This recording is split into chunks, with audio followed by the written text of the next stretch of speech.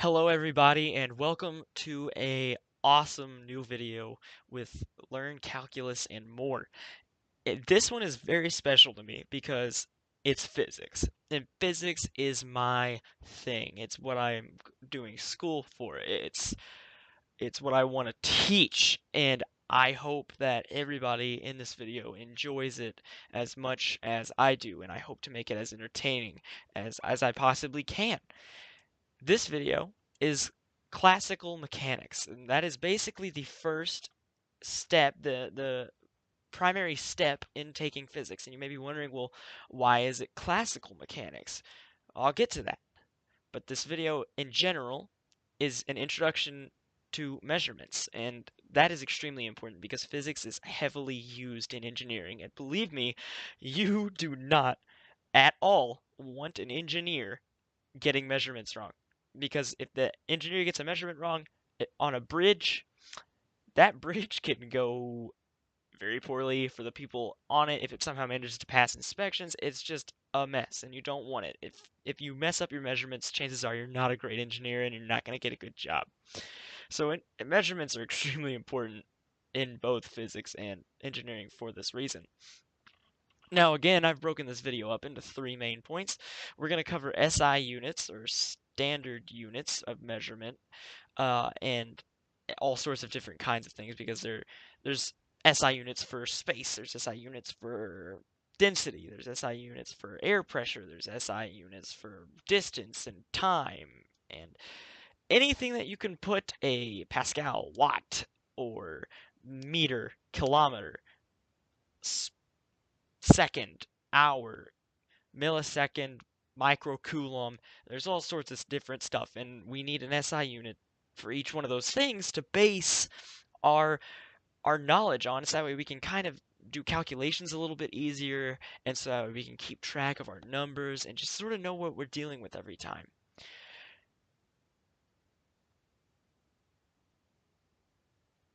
Now, this brings me to an interesting point, okay? We need to cover how to switch from measurement to measurement effectively.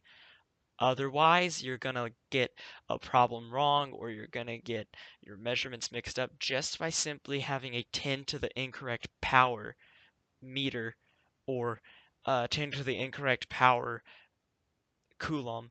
And you just kind of mix things up and you get a small arithmetic computational problem that's going to set you back quite a bit. And we don't want that. We don't want that at all. We want you to be able to understand, get things correct, and be able to really apply this, because that's what mechanics is. We're going to now answer that question of what is classical mechanics. We're going to answer this question now.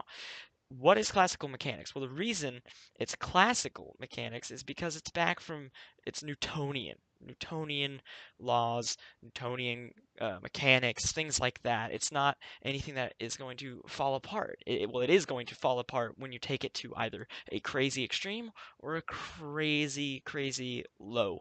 Like if you were to get into an atom, if you were getting down to an atomic level, where you would need quantum mechanics, or subatomic, I mean, for quantum mechanics. Uh, you need these things. So classical mechanics is sort of your entry level, where you don't really talk about all that other stuff. You sort of sweep it under the rug until later, where you specialize. Because if you're not gonna do something where quantum mechanics is really important, you could save that class for a later date. But here, this is sort of practical use of physics, and mechanics itself is basically tangible things that we can see and we can feel and we can understand, because it's something we experience on a regular basis. Like if I were to tell you you experience force of gravity, you'd be like, yeah, that makes perfect sense, because I constantly am not flying off of the ground. Gravity must be exerting a force on me. Whereas if we were talking about something sort of more abstract, like electricity and magnetism, which I assure you is something that we will get to, it's less easy to identify with, because electricity and magnetism aren't aren't common sense. But we have a series of sanity checks and everything to make sure that what we're doing in our classical mechanics makes sense. And we can see that it makes sense, and we could do many, many, many experiments in the real world to show that these things are possible and that these things happen because the numbers say they will come out this way. And that's a really neat thing. That's one of the reasons why I love mechanics, because if you were to say, I'm moving really fast, you'd say, all right, that's obvious. Your velocity is a crazy number. If you're moving at if you, a person, are moving at 24 meters a second, you're going a pretty decent speed. Whereas if you're going, 1 meter per second, you're probably walking at a slightly above average pace. You're not going on a stroll, but you're going. And that's what I'm talking about. We can kind of see, like, well, if this guy is on rollerblades and he's moving 500 meters per second, we must have done something wrong here, unless he's going down the steepest hill you could possibly imagine, almost to the point, and it would have had to have been doing this for a few seconds, almost to the point of where he's just free falling. We would know that that's wrong. We would know that that's wrong, and that's something I particularly enjoy about mechanics. So let's get into this, right? Let's get into this. So let's start talking about our SI units, right? So our SI units, and the easiest way to break this down is we will stray from it from imperial units as much as possible. We're gonna have some examples of imperial units, or if you aren't familiar with that term, imperial units are what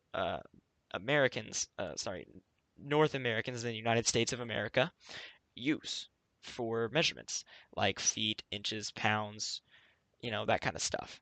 Whereas metric, which is where we get our SI units because they're far more exact and they generally work in increments of 10 or in powers of 10, they're much easier to work with. So we try to use the metric system as much as possible. And I mean as much as possible, because the metric system, and as soon as we do our first physics problem, you'll be able to understand why it is leagues and leagues and leagues and leagues better than if we were to try and do it with the imperial system. Just converting from 28 inches to 48 miles. Like how many inches out of 48 miles is that? I couldn't even tell you that right off the top of my head. I'd have to get a conversion chart out to know how many inches go into a mile or something like that. But that's the kind of thing that we'd be dealing with. Whereas if you were to say, all right, how many meters are in a kilometer? Well, it's 1 meter for every 1,000 kilometers. There we go. It's just much easier. And like I said, we'll be able to see that here in a little bit whenever we start actually doing these conversions. We'll notice all that stuff. So here are SI units. So let's go ahead and re-illustrate. I already did that up there, but I kind of wrote some stuff. So let's see. SI units. What's our SI unit for distance? What is our SI unit for distance? Well, as often as we can in terms of, just movement across an XY plane. That isn't in terms of like distance in water, which, like stuff like leagues or however much. We don't need that. We can just use meters. We use meters and every other variation of it, like kilometers, micrometers, nanometers, picometers, stuff like that. All that good stuff. For units of time, we try to use seconds. We try to use seconds. Converting time isn't really all that difficult. It's just something that you might get tripped up on because, we've been converting from minutes to seconds to hours to days to months to weeks to years all of our lives. And I assume that you've done it a few times if you're watching a video about college level calculus based mechanics.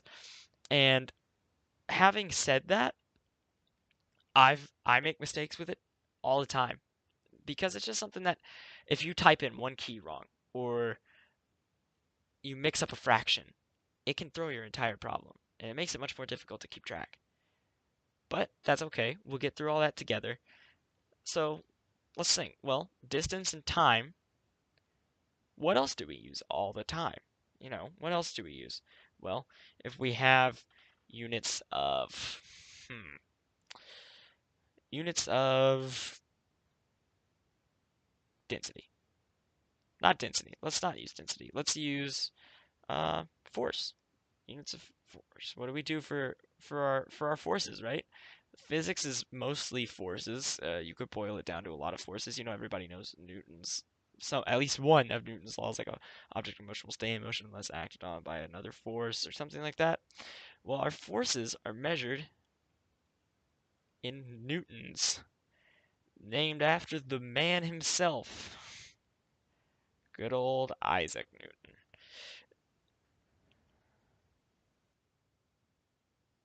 Bringing us to the next point, where if we're talking about, the weight, well, not necessarily the weight of an object, we're going to get into the difference between weight and mass.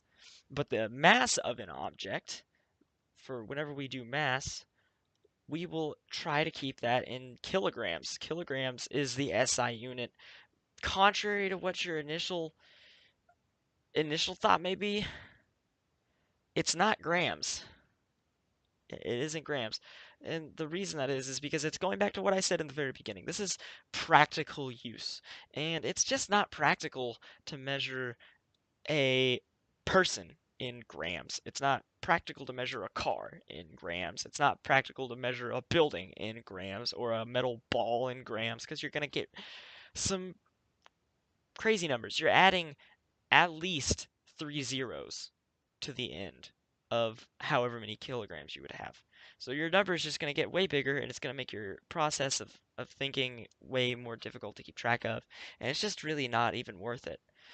And that's these four things, distance, time, force, and mass, are the main things that you really need to get started in physics when you think about it, because, I mean, you can figure out how far something is or how long something is, how much time has passed or will pass, the force applied on or by an object onto another or on itself, mass for weight. And real quick, let's kind of differentiate what the difference between mass and weight is. Let's get in the difference of what mass and weight is.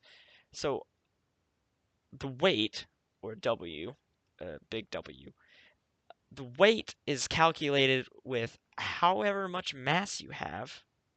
So we use m to denote mass, little m to denote mass, times the force of gravity applied onto it. And I will consistently use 9.81 meters per second squared for the units of meter per second squared is acceleration of 9.81, because that in general at most points on the earth is the force of gravity. If you're on a point like at Mount Everest, or you're at a point way closer below sea level, the forces in gravity may vary by a few decimal points, but 9.81 is a pretty safe number, and it's used by almost every physics professor whenever they teach uh, what the gravitational constant for Earth is. I mean, that is, quite frankly, probably the most known number for physicists. Either that, or it's um, Avogadro's number of moles. But here, this is how we get weight. And this cool thing is actually a good way for us to lean into forces, because forces after measurements are extremely critical. So we'll come back to this. Whenever we do a conversion, let's say let's say I let's say I had 1 meter, right? Let's say I had 1 meter, but I wanted this to be in a certain number of kilometers. How many kilometers is that? Well, let's break this down in order to find this. So if we were going to find a conversion, we would take the number that we know we have in meters multiply it, the parentheses, because it's big because there's a fraction in there, but we multiply the 1 meter, and here's where we get our conversion. This is our conversion factor. What units are we trying to get to, and what units are we changing from? So on the top, we put however many units of our unit. So we'll go ahead and do this in purple. So this is our unit. How many things of our unit